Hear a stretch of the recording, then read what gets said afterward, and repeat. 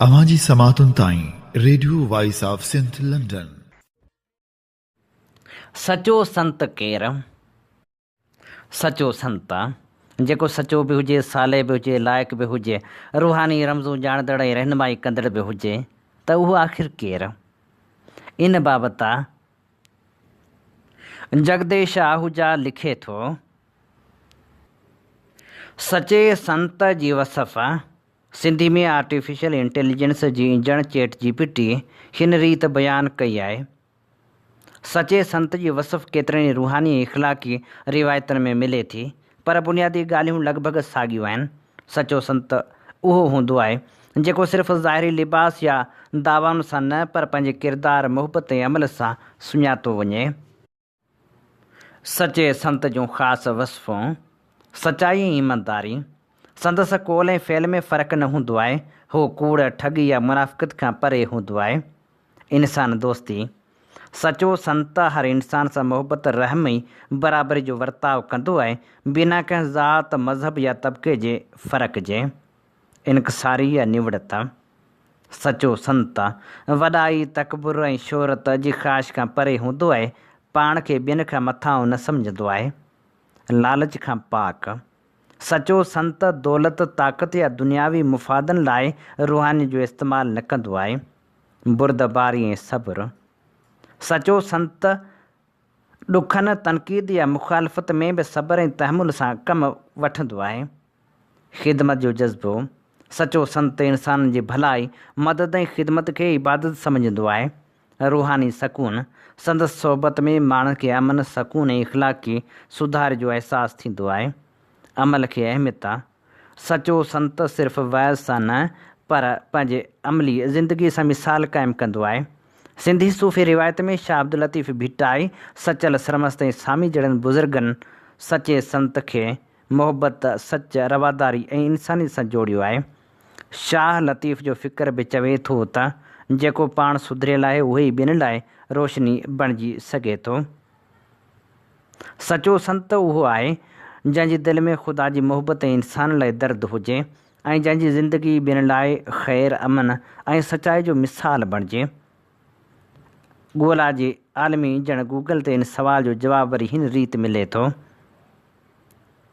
सनातन धर्म में सनत उन रूहानी शख़्सियत खे चयो वेंदो आहे जंहिं पंहिंजे नफ़्स, ख़्वाहिशनि ऐं अना ते क़ाबू पाए वरितो हुजे।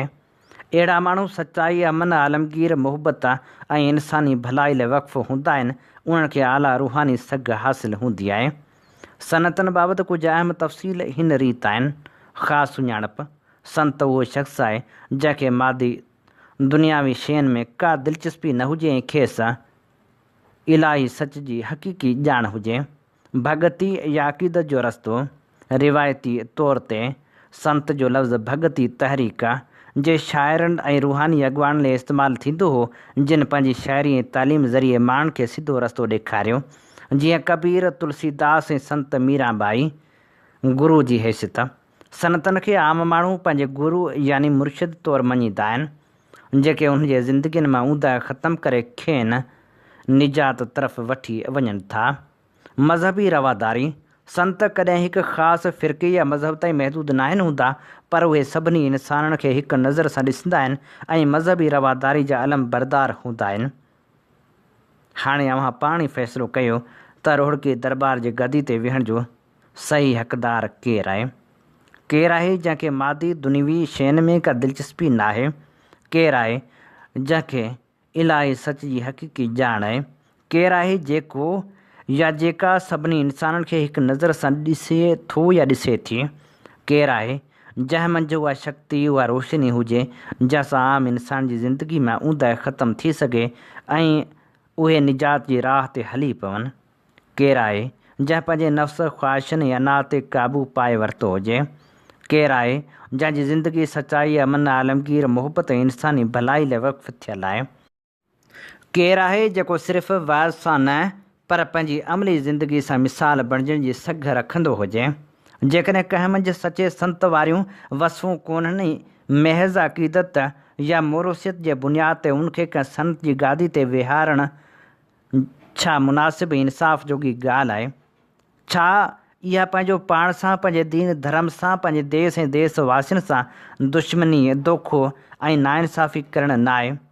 असां वरी हर उसूल पसंदि ॻाल्हि खे इहो चई टारे छॾींदा आहियूं त दा अहिड़ा माण्हू अॼु जे दौर में आहिनि ई कोन, किथां आणियूं अहिड़ा संत, अहिड़ा इंसान। सचपच त अहिड़ा दलील ॾेई असीं पाण खे बि दोखो ॾींदा आहियूं ऐं ॿियनि खे बि।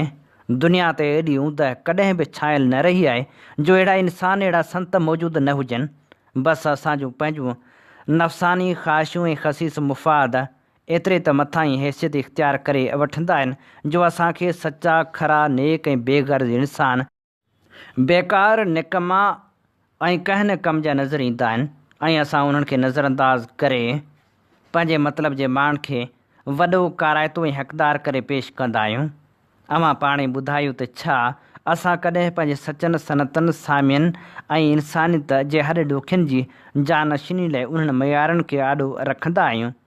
गुरू नानक खे जॾहिं पंहिंजे पुटनि में उहा मणिया नज़र न आई त हुन हिकु अहिड़े नेक इंसान जी चूंड कई जंहिंमें का लालच, लोभ न हुयो, का अहिड़ी दुनियावी ख़्वाहिश न हुई जेका संसार रोशनी जो मीनार बणिजण जी राह में रुकावट बणिजे।